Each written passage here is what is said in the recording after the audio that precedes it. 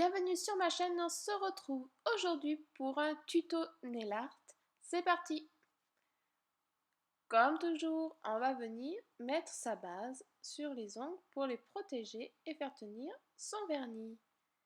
Ensuite, quand c'est sec, je vais prendre un blanc que je vais mettre sur l'annulaire seulement. Pour petite info, ce vernis, il sent le chocolat, mais sans blague, ça sent bon. Ils ont fait des gammes pleines de senteurs, c'est marrant.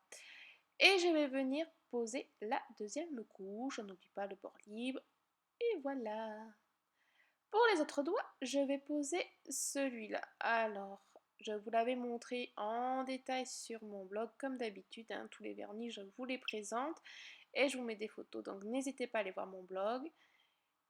Je vais venir le poser sur mes petits ongles. Après, bien sûr, on passe à la deuxième couche.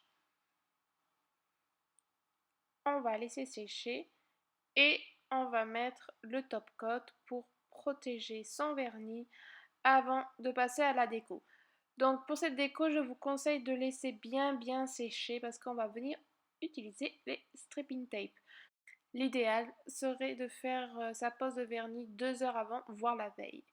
Voilà ce qu'on va faire, donc je vous montre en détail. Je vais positionner un morceau, donc le premier comme ça. Donc c'est vraiment pas évident des fois à les positionner. C'est pour ça que quand le vernis est bien sec, on peut le décoller, recoller, ça ne risque rien.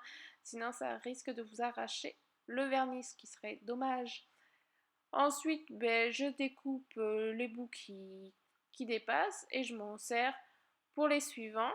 Alors celui-là, vous voyez, il ne va pas de part et d'autre l'ongle.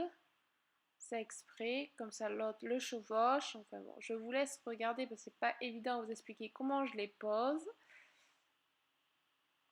Voilà, et essayez de bien appuyer sur les angles pour que le stripping tape colle bien et qu'il n'y ait pas de bavure après quand on va mettre le vernis. Et voilà, donc on va dire que le plus compliqué, on va dire que c'est ça.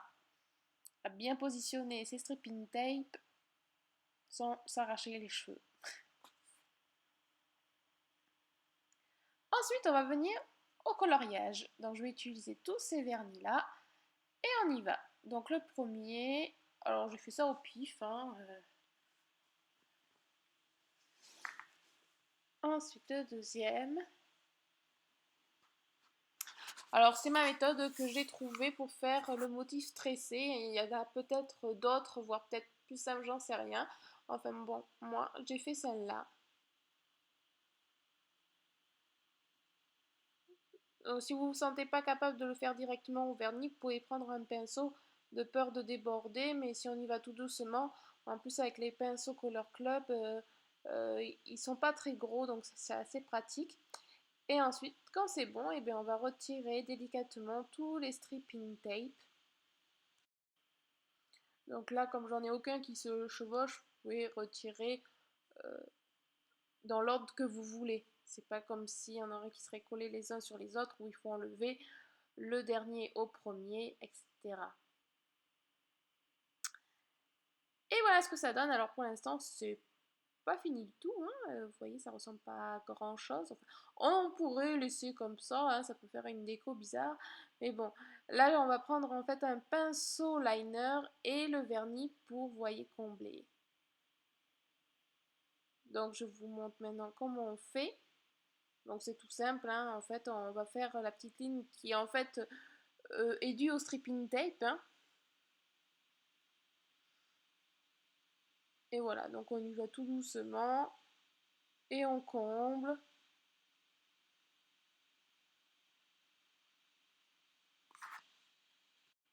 Voilà, donc rien de compliqué, juste un peu de patience. Et voilà ce que ça donne.